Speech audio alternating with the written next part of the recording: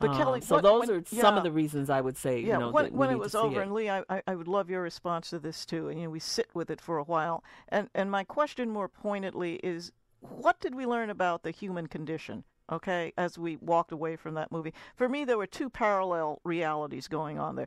First of all, incest is not restricted to the black community. This is such a horrific, widespread problem. It hits all colors, all cultures.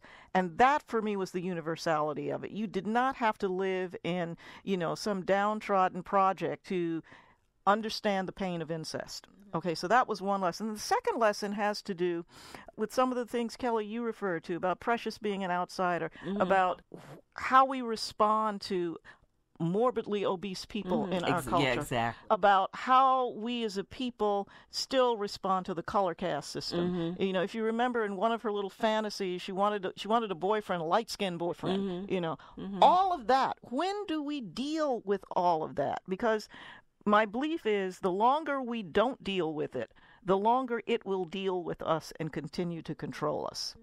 So you walk away from that was just so much, and I really had to sit down and compartmentalize the messages, compartmentalize the lessons, not to keep them in isolation, but to make sure I clearly saw them all. So that's what I'm after. I mean, when you walked away after your 20 minutes of sitting there and went and got your martinis, and then a week later, that the movie sort of recedes, what are you still carrying? And what do you think we as a people need to use this movie as a springboard to address? I think what I would like us to come away from this movie with is to know that there is power behind truth, and that women all over the world, if we pull ourselves together and really use our power collectively to help each other, because we outnumber men in the world. So it's like the elephant, the picture of the elephant being trained to not pull that little stake out of the ground, when the elephant can very easily do that because we've been trained and processed to be able to. I'd like us to walk away from this as women collectively and know that we can help each other to get through whatever the pain has been, that we have a right to expose it, and it doesn't make us bad people, and to really learn how to love and help each other. Ladies, thank you so very much. It's been wonderful having you here. It's been great being here. Appreciate it. I want to thank you for joining us today on Commonwealth Journal for this discussion about the movie Precious, which is based on the book Push, written by Sapphire.